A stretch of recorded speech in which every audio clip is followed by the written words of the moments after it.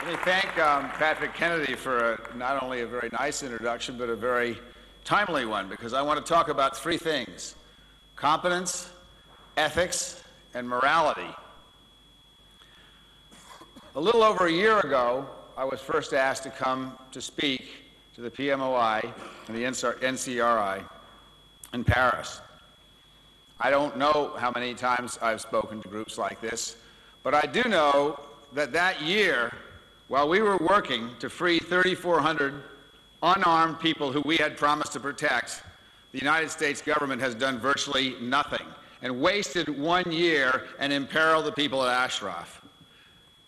I do know that we have had opportunity after opportunity, especially when we had troops on the ground before the end of the year, to put leverage on the government of Nouri al-Maliki.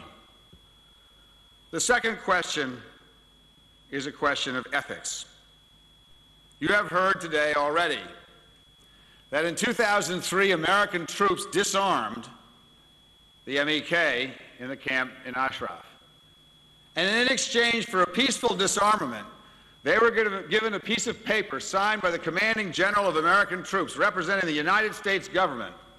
Each one of them, and those pieces of paper are in existence today, which promise those individuals that they will be defended by the United States of America.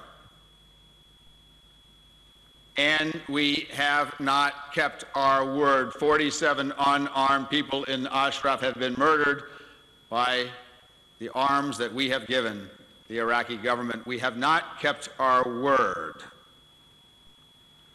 We had the FBI come into Ashraf and screen every single resident in Ashraf. And the conclusion, as Director Free has said, was that not one resident either was a terrorist or related to terrorist acts. Not one. And today, 9 years later, the United States government continues to have this group on the American terrorist list. There is no evidence that these folks are terrorists. And then we see the United States government, two people who didn't have the courage to name themselves in public, prop up the corrupt Iranian administration by repeating their propaganda line and confirming it. Now, those two anonymous individuals did two things.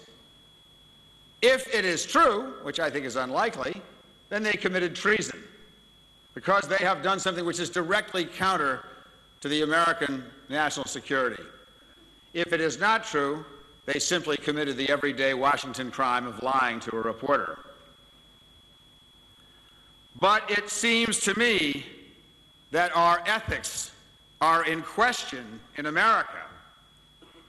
The ethics of keeping one's word when one signs a pledge that you will do something. The ethics of having a powerful department recognize what another powerful department has found. The ethics of our government are in question. We do not yet know how this will turn out, because we are still hopeful that the 3,400 non-terrorists, disarmed civilians who are in Ashraf will be freed. But we do not know, and the ethics of the United States government are now in question. That if we are serious and we are a moral people who care deeply about 3,400 unarmed lives who we promised to protect, that we have an obligation to accept that offer. Let me be clear. The people who attacked Ashraf twice in 2009 and 2011 are immoral. Nouri al-Maliki is a mass murderer who was then invited to the White House. That is a fact. Nouri al-Maliki is a mass murderer. He condoned mass murder. Now, I wonder what he was doing in the White House, let alone the head of whatever it was. So one of the numerous Iranian terrorist groups. I understand that Maliki may be a mass murderer. I understand that there are many unethical countries in the world, that governments do terrible things. What I'm not used to is having my government do terrible things. What I'm used to is America standing up for what's right. I'm used to a competent America. I'm used to an ethical America. I'm used to a moral America. And today, the competence and the ethics and the morality of the United States of America will be measured by the saving of the 3,400 people in the camp at Ashraf. And that will be the measure of the competence of this administration, the ethics of this administration, and the morality of this administration.